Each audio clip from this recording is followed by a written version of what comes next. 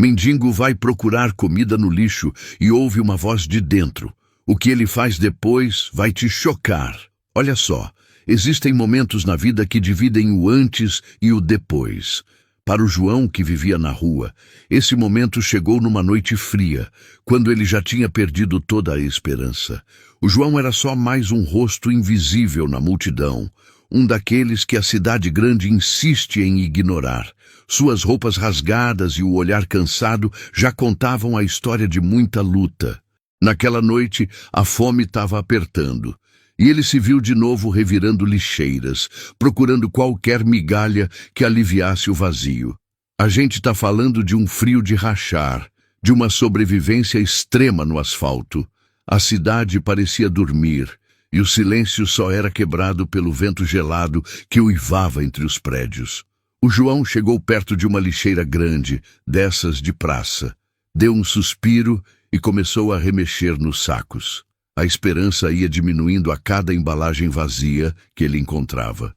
Foi aí que ele ouviu. Não foi uma voz, foi um som.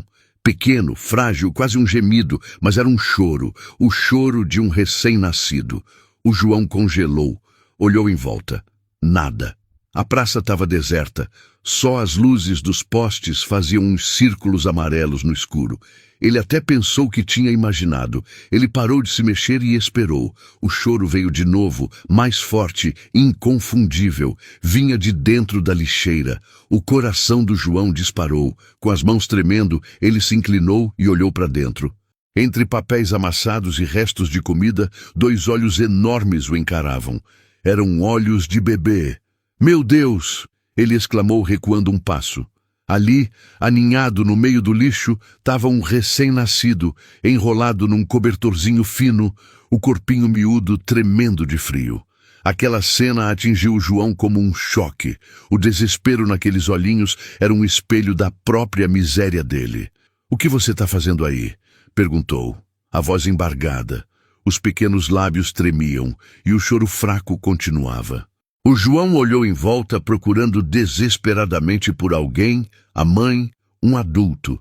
Mas a praça continuava vazia e a chuva gelada caía cada vez mais forte. "Você está congelando?" disse o João, tirando o casaco surrado, a única proteção que ele tinha, e jogando por cima do bebê, num impulso de proteção que nasceu na hora. Com cuidado, esticou os braços para dentro da lixeira. Naquele momento, o medo do que estava fazendo o paralisou. Mas o olhar daquele pequeno ser, tão indefeso, o impulsionou. Quando o tirou dali, viu como ele era leve. O corpo tremia muito e os lábios estavam quase roxos de tanto frio. "Como você se chama?" ele murmurou, aninhando o bebê nos braços. O choro foi diminuindo, virando só uns soluços. A razão gritava para ele chamar a polícia. Era o procedimento correto. Mas algo que ele não sabia explicar impedia. Como entregar um ser tão frágil que o destino jogou no caminho dele para um sistema frio? Ele sentiu que a rua era perigosa, mas o sistema poderia ser pior. Naquele momento, tudo mudou dentro do João. Uma certeza inacreditável tomou conta dele. Ele não podia deixar o bebê ali. "Tudo bem", disse baixinho, mais para ele do que para o bebê. "Vamos, você precisa se esquentar." O João continuou andando, os passos deixando marcas fundas nas poças. Ele não fazia ideia do que viria depois. Só sabia que, a partir dali, não estava mais sozinho. Ele avançava pela noite, contra o vento e a chuva. O homem que a vida tinha esquecido, carregando nos braços não só uma criança perdida, mas o início de uma nova vida para os dois. O barraco do João nunca teve tanta vida quanto naquela noite. Era um espaço apertado, mas agora havia um bebê ali. O bebê, limpinho com água fria e enrolado no cobertor mais macio que ele achou, dormia nos braços dele. O João fez o que dava. Improvisou um berço com uma caixa de papelão, forrou com uns panos e acendeu um foguinho para aquecer. A fome que ele sentia antes sumiu, trocada por uma preocupação imensa. No dia seguinte, deixando o bebê seguro no berço improvisado, o João saiu. Foi para a feira popular. Ele sabia que o preço de uma fralda e de um leite era alto demais para ele. A tentação de desistir era forte, mas a imagem dos olhos do bebê o segurou. Ele não podia falhar com aquela criança. Com o pouco que tinha, o João comprou uma fralda de pano e um cobertorzinho. Na volta, parou num mercadinho e, com as últimas moedas, comprou leite em pó, o mais barato que existia. Quando voltou, o bebê chorava muito com fome. O João o alimentou, trocou a fralda e o ninou. Naquela noite ele dormiu com o bebê aninhado no peito, uma paz estranha preenchendo o vazio. Nas semanas que seguiram, o João e o bebê, a quem ele carinhosamente chamava de Estrelinha, criaram uma rotina.